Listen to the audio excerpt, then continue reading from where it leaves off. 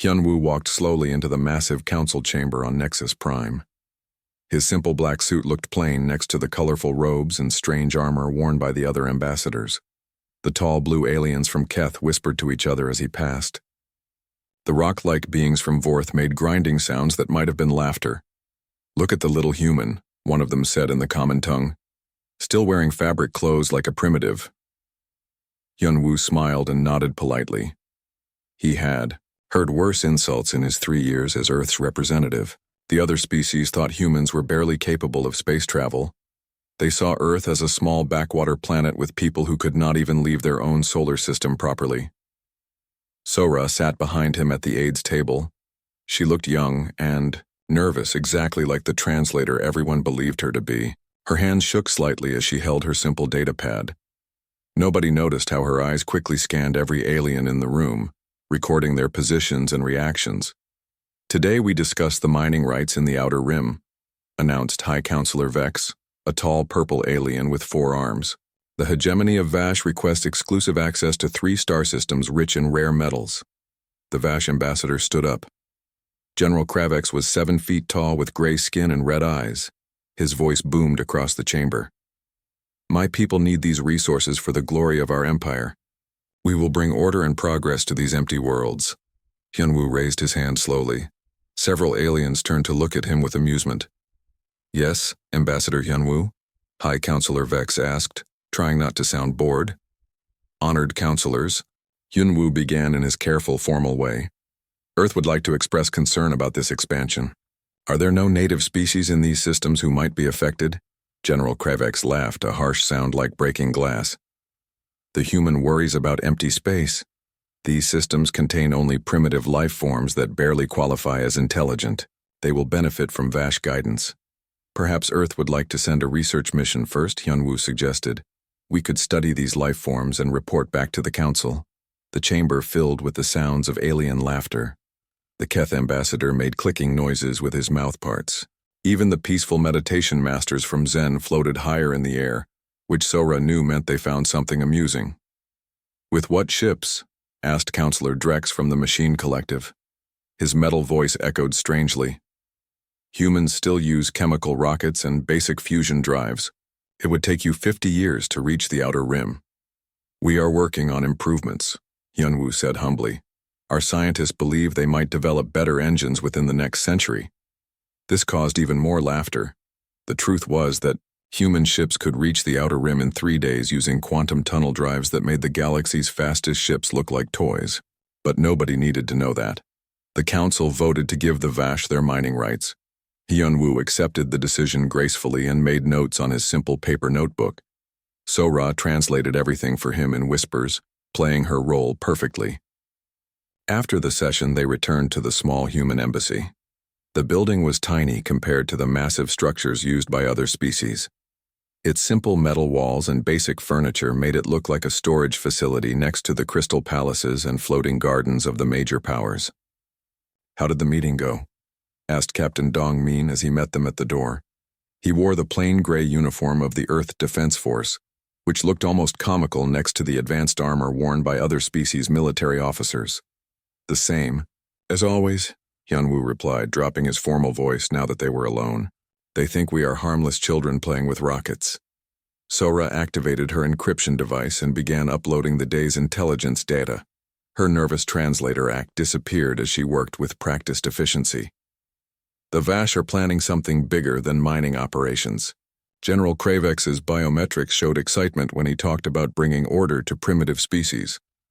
"That matches what our deep space monitors are detecting," Captain Dong Min said, touching his communication device. "Admiral Chang Ho reports unusual fleet movements in Vash space. They are positioning battle groups near the Kelu Federation borders." Hyunwoo nodded grimly. The Kelu were peaceful plant-like beings who had never developed military technology. They preferred art and philosophy to warfare. That made them perfect targets for the Vash, who loved conquering helpless worlds. "Any word from the home system?" he asked. Captain Dongmin smiled for the first time that day. Chief Engineer Yu Jin sent a message. "The series project is ahead of schedule. They have finished installing the primary accelerator array." "To anyone?" Listening, this would sound like boring mining equipment news. In reality, it meant that humanity's first moon-sized cannon was nearly ready for testing. The dwarf planet Ceres had been completely hollowed out and turned into a weapon that could fire projectiles across the galaxy at near light speed. "What about the other sites?" Sora asked quietly.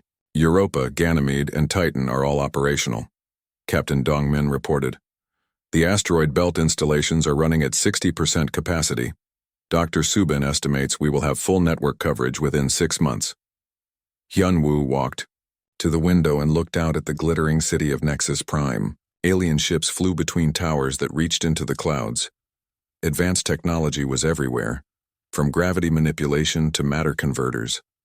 The galaxy's greatest civilizations had built this place as a symbol of their power and progress. None of them suspected that the primitive humans had already surpassed them in every way that mattered. "Keep monitoring the Vash fleet movements," he told Captain Dongmin. "If they move against the Keilu, we may need to accelerate our timeline. The Council will never authorize human intervention," Sora pointed out. "They barely trust us to deliver medical supplies." "That is the point," Hyunwoo said quietly. "Nobody expects the galaxy's weakest species to have the galaxy's strongest weapons. Our ancestors learned the value of being underestimated. While our enemies prepared for the wars they expected, we prepared for the war they could not imagine." Far away in the Sol system, massive construction projects continued in perfect silence. Human workers moved through the vacuum of space in advanced suits that made no electromagnetic signatures. Quantum communicators allowed instant coordination without any signals that alien monitors could detect. The galaxy slept peacefully, secure in its knowledge that humanity posed no threat. They had no idea that their weakest member had spent 3 centuries building weapons that could reshape the balance of power in a single day. The deception would continue until it was no longer needed. And given the way the Vash were moving there, fleets toward innocent worlds, that day might come sooner than anyone expected. Dr. Subin floated through the zero-gravity corridors of the hidden facility, built deep inside Europa's ice shell. The base stretched for miles in every direction, carved out by molecular disruptors that left no trace on the surface. Too orbital. Scanners, Europa looked exactly like a normal ice moon with basic mining operations run by primitive humans. "Status report on Cannon Site 7, she said into her communication device.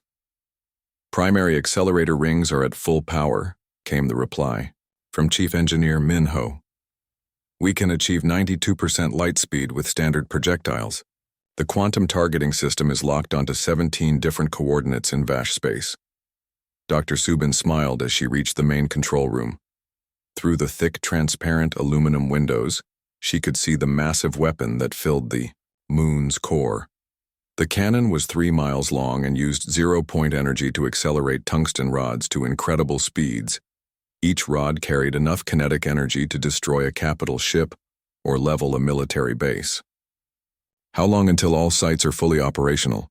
she asked her team. Lieutenant Commander Jae-hoon looked up from his workstation. 16 sites are ready for combat operations. Mars Base reports that the quantum communication array is functioning perfectly. We can coordinate strikes across the entire galaxy with less than 1 second delay. The network had taken 200 years to build in complete secrecy. Every moon and asteroid that humans claimed for mining had been turned into a weapon platform. Ceres was the largest, capable of firing projectiles that could crack planets. Smaller installations on moons like Europa and Ganymede could target individual ships or buildings with perfect accuracy. "Any problems with the stealth systems?" Dr. Subin asked.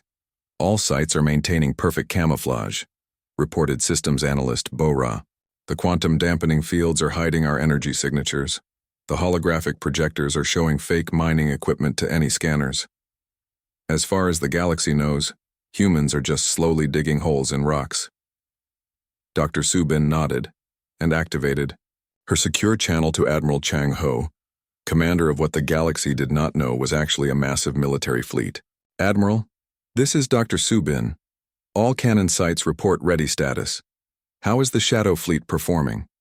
Admiral Chang Ho's voice came through clearly despite the fact that his command ship was currently 30 light-years away in the Alpha Centauri system. Quantum communication made distance meaningless, The fleet is operating at full capacity, he reported. We have 3,000 ships disguised as cargo haulers, mining vessels, and research stations. Each one carries weapons that could destroy the Galactic Council's entire defense force. The Shadow Fleet was humanity's greatest achievement in hiding advanced technology. Every ship looked like a simple human cargo vessel from the outside. The hulls were painted with fake rust and damage. The engines produced the same weak energy signatures as primitive human fusion drives. Inside, each ship carried gravitational manipulators that could create black holes, matter converters that could turn asteroids into pure energy, and shield generators that could deflect planet-killing weapons. The smallest human scout ship had more firepower than the largest alien dreadnought. What about reconnaissance operations? Dr. Subin asked. My daughter Yunji has completed mapping missions in 43 star systems, Admiral Chang Ho replied, with pride in his voice. She has detailed intelligence on every major military installation, government center, and population hub across Vash, Keth, and collective space. Lieutenant Yunji was one of humanity's best pilots. She flew missions in ships that looked like simple survey vessels but carried sensor arrays that could map entire solar systems in hours. Her intelligence reports were so complete that human commanders knew the exact locations of alien military bunkers, the schedules of patrol ships, and even the personal habits of enemy admirals. The aliens never suspect our survey ships, Admiral Chang Ho continued. They see humans taking measurements and collecting samples which fits their image of us as primitive scientists. They have no idea we are mapping their defenses. Dr. Subin switched her communication channel to Mars Base, where Director Namsu oversaw the most important part of the entire network. Director, how is Project Constellation progressing? Director Namsu was an older man who had worked on the secret weapons program since its beginning. His voice carried the weight of decades spent preparing for this moment. The quantum communication array is fully operational, he reported. We can coordinate simultaneous strikes on targets across the galaxy with perfect timing. The alien species still use courier ships and subspace radio for long-distance communication. They have no idea that we solved faster-than-light communication 2 centuries ago. The Mars facility looked like a simple research station studying terraforming techniques. In reality, it housed quantum processors that could calculate firing solutions for 16 moon-sized cannons, coordinate the movements of 3,000 disguised warships, and maintain real-time communication with human agents across the galaxy.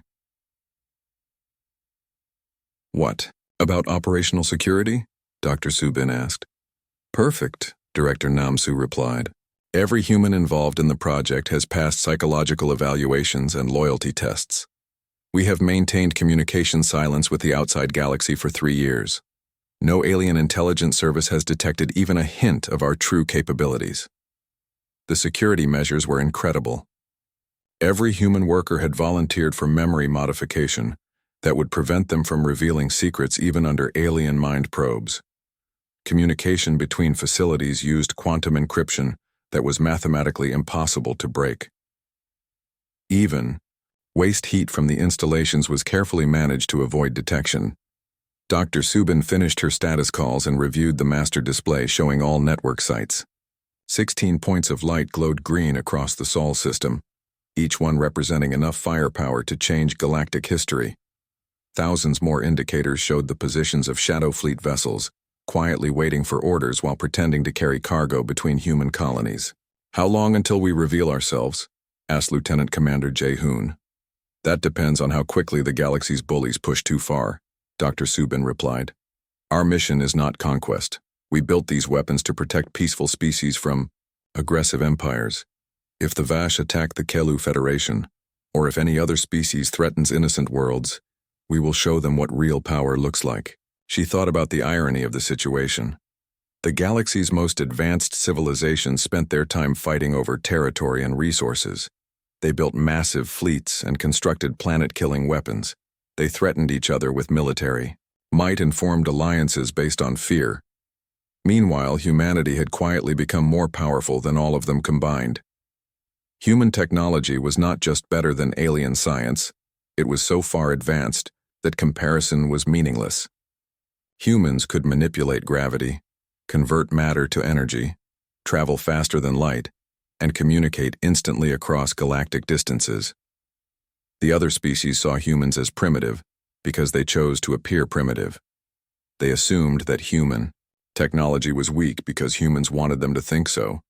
The greatest deception in galactic history was that Earth's children were still learning to walk among the stars. Soon, the galaxy would learn the truth. When that day came, the balance of power would shift forever. But until then, the network would continue growing stronger in the shadows, preparing for the moment when humanity stepped out of the darkness to protect those who could not protect themselves. The galaxy slept peacefully, unaware that its guardians were already watching over them with weapons that could reshape worlds. The emergency session of the Galactic Council was filled with tension and fear. Holographic displays showed the devastating attacks on Kelu Federation worlds. Peaceful cities were burning. Millions of innocent plant-like beings were being loaded onto vast transport ships to become slaves in the dark matter mines. "This is an outrage," declared Ambassador Thek from the Meditation Masters. His usually calm voice shook with anger. "The Kelu have never harmed anyone. They create beautiful art and study philosophy. How can we allow this slaughter?" General Kravek stood at the center of the chamber, his red eyes gleaming with satisfaction. "The Vash Empire brings order to chaos. The Kelu will learn to serve, a greater purpose than making pretty pictures and thinking useless thoughts." High Counselor Vex tried to maintain order. "The Council must find a diplomatic solution. Perhaps we can negotiate terms for Kelu independence." "There will be no negotiations," General Kravex declared. "The Kelu worlds are now Vash territory. Any interference will be met with military force." Hyunwoo listened to the debate with growing anger, though his face remained calm and neutral. The other species talked about sanctions and diplomatic pressure while entire worlds suffered under Vash occupation. The major powers were too afraid of Vash military might to take real action. "Ambassador?" "Hyunwoo," High Counselor Vex said.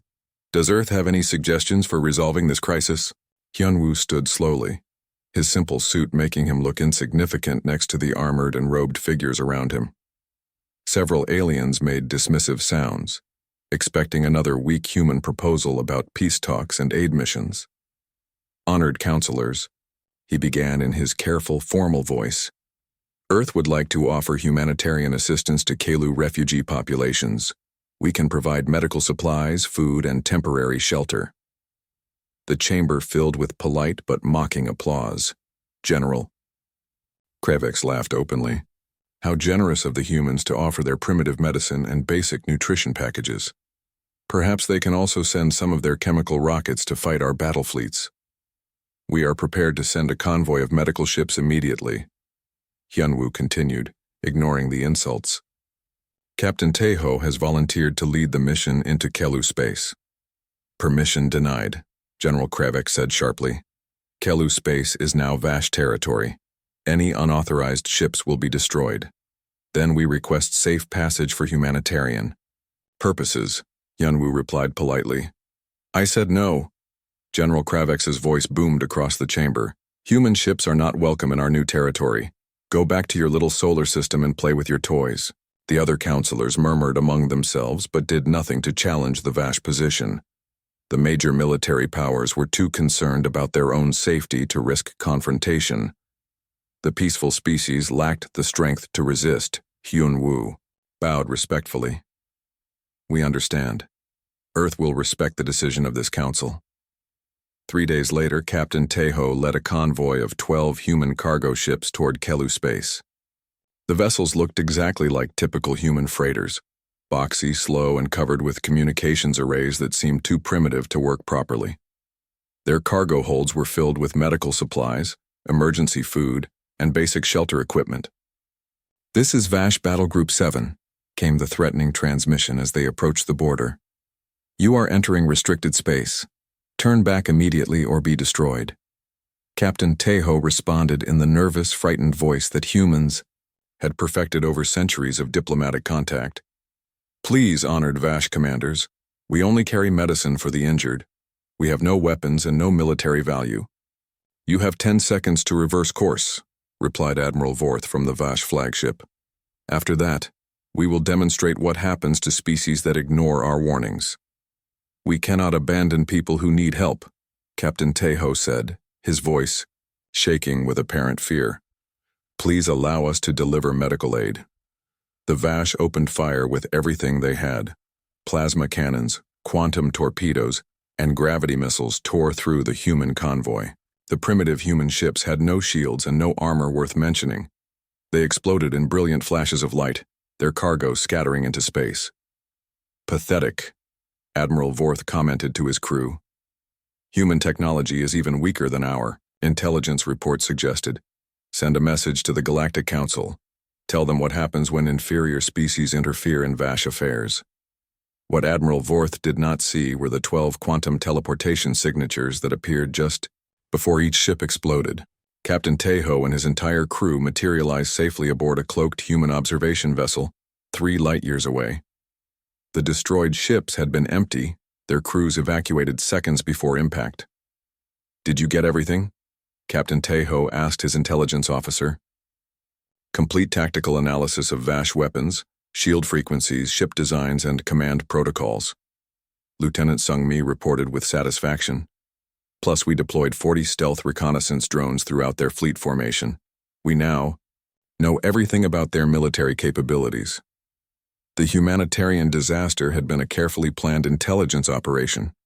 While the galaxy mourned the brave humans who died trying to help innocent aliens, those same humans were analyzing Vash technology and preparing detailed targeting data for the weapons network.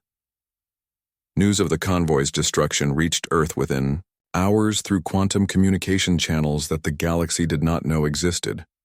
Director Hai Young convened an emergency meeting of humanity's Secret Leadership Council. The provocation phase is complete, she announced to the assembled military commanders and political leaders. The Vash have shown their true nature to the entire galaxy. Public opinion is turning against their expansion. What about the Kelu? Asked Admiral Chang Ho. How many worlds have fallen? 7 colonies are under complete occupation, reported Intelligence Director Wan Shik. The Vash are using Kelu civilians for forced labor in extremely dangerous conditions. Casualty rates are approaching 30% per month. The room fell silent. Every human leader understood what those numbers meant. The gentle, artistic Kelu were being worked to death in the dark matter mines. Their ancient culture was being destroyed by alien greed and cruelty. How long until our network is ready for full operations? Director Hai Young asked.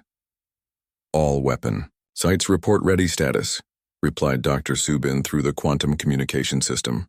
We can target any location in Vash space with precision strikes. Estimated time to complete military neutralization is 4 hours. And the Shadow Fleet? 3,000 ships in position, Admiral Chang Ho confirmed. We can reveal our true capabilities whenever you give the order. Director Hai Young stood and activated the galaxy-wide communication array that humans had built in secret over the past 50 years. Every inhabited world would receive the message simultaneously, transmitted through quantum channels that bypassed all existing communication networks. People of the galaxy, she began, her voice calm but firm. This is Director Hai Young of the Human Defense Initiative. For 3 centuries, humanity has watched from the shadows as aggressive species prey upon peaceful worlds. We have seen innocent civilizations enslaved, their cultures destroyed, their people treated as disposable resources. The message was being received on every major world. Alien governments scrambled to trace the source of the transmission, but found nothing. The technology was completely beyond their understanding. The massacre of our humanitarian convoy was the final provocation. Director Hai Young continued. Humanity can no longer stand idle while the strong abuse the weak. We hereby demand that all aggressive military actions cease within 72 hours. All occupied worlds must be evacuated. All enslaved populations must be freed. Or what? General Kravex demanded in his response broadcast an hour later. Will the humans send more cargo ships for us to destroy? Will they threaten us with their primitive rockets and chemical weapons? The galaxy waited to see how humanity would respond to such obvious mockery. Most species expected the humans to back down or ask the Galactic Council for protection. A Few wondered if Earth might actually have some hidden military capability. None of them imagined that 16 moon-sized cannons were already calculating firing solutions for targets across 40 star systems. The 72-hour deadline expired at exactly 12 Con Universal Standard Time. Across the galaxy, alien governments waited to see what the primitive humans would do. Most expected another diplomatic protest or perhaps a pathetic attempt to organize economic sanctions. Admiral Insu sat in the command center built deep beneath Luna's surface, surrounded by holographic displays showing the positions of targets. Across 40 star systems, 16 moon-sized cannons were powered up and ready to fire. The Shadow Fleet waited in hidden positions throughout the galaxy. 3 centuries of preparation had led to this moment. All sites report ready, announced Tactical Coordinator G1. Quantum targeting systems are locked onto 437 military installations. Precision calculations complete. Estimated civilian casualties, 0. Communication.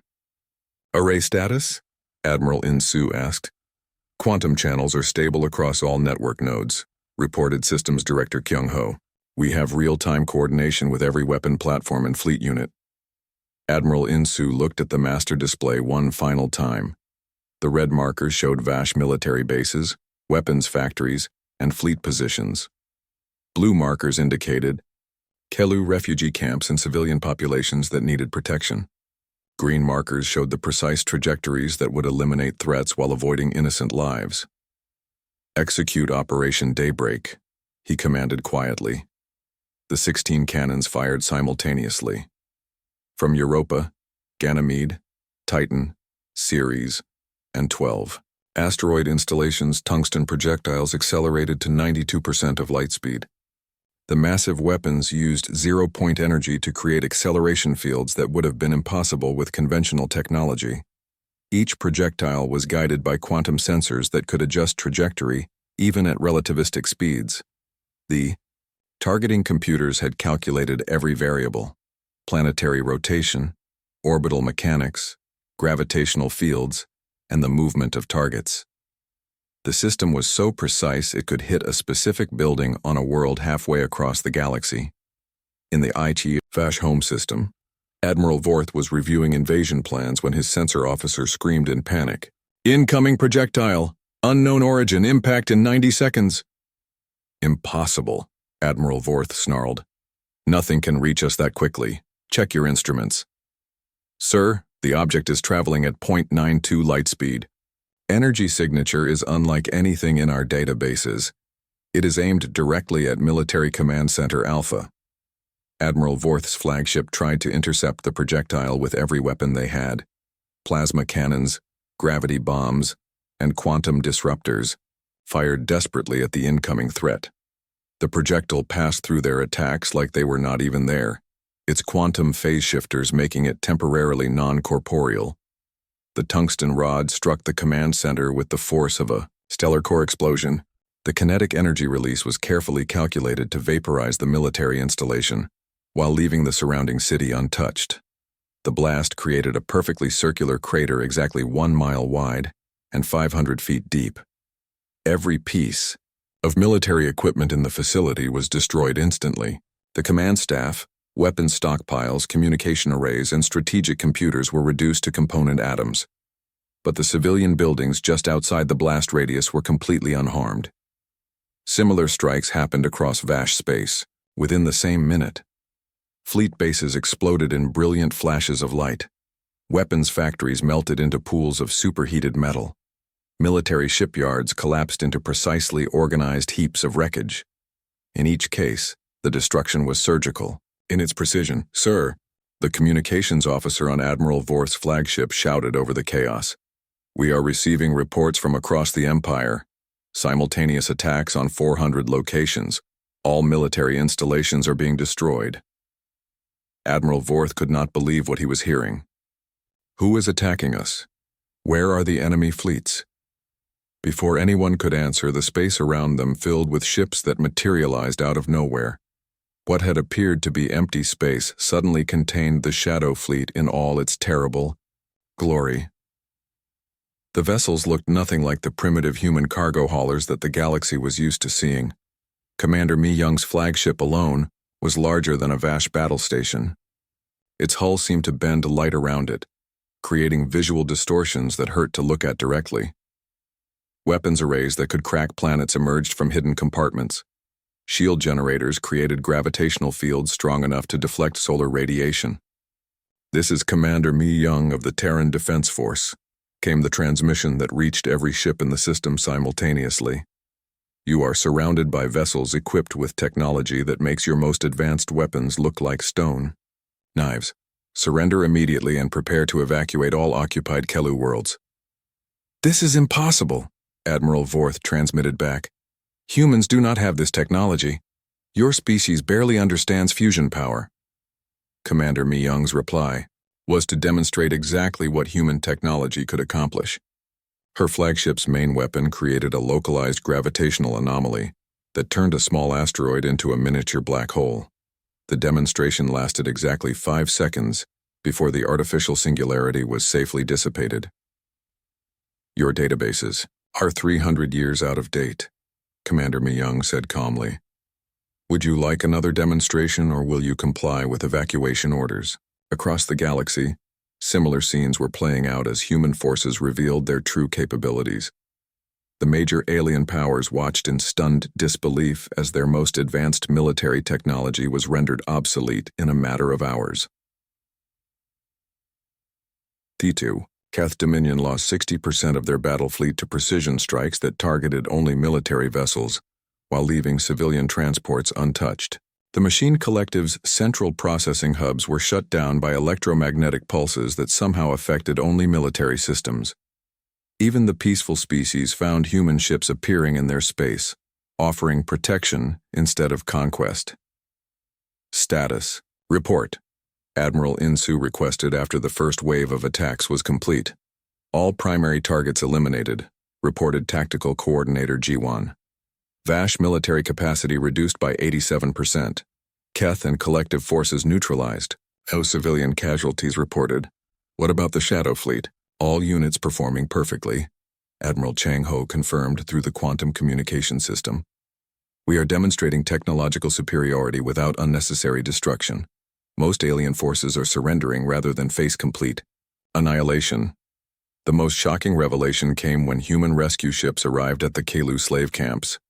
The vessels moved through Vash defensive positions like they were not there, their advanced shields making enemy weapons completely ineffective. Liberation teams equipped with gravity manipulators and matter converters freed millions of enslaved Kelu in a matter of hours. "How is this possible?" Ambassador Thek from the Meditation Masters asked during an emergency council session. 3 days ago, humans could barely leave their own solar system. Hyunwoo stood to address the stunned council, but now his manner was completely different. Gone was the humble, nervous representative who had begged for permission to send medical supplies. In his place stood a confident leader speaking for the galaxy's new dominant power. "Honored counselors," he began with quiet authority, "humanity has been observing galactic civilization for 3 centuries. We watched peaceful species suffer under the rule of aggressive empires. We saw innocent worlds conquered and enslaved. We decided that such behavior was unacceptable. But your technology," High Counselor Vex stammered, "your ships, your weapons, where did they come from?" "We developed them while you assumed we were primitive," Hyunwoo replied. "While your species fought wars and expanded empires, we solved the fundamental problems of physics. Zero-point energy, quantum manipulation, faster-than-light communication, matter conversion. We mastered these technologies centuries ago. General Kravex, his empire in ruins, could only ask one question. Why did you hide? Hyunwoo's expression grew sad. Because we hoped you would learn to be better on your own.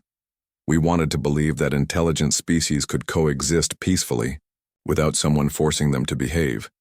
Today proved that some civilizations only understand strength. The galaxy had awakened to find that the children they had ignored were actually the adults in charge. The balance of power had shifted permanently, and everyone knew that the age of aggressive expansion and casual conquest was over. Humanity had revealed itself not as conquerors, but as guardians who would protect the innocent from those who preyed upon the weak. 3 months after what galactic historians now called the demonstration, the old Galactic Council building on Nexus Prime stood empty.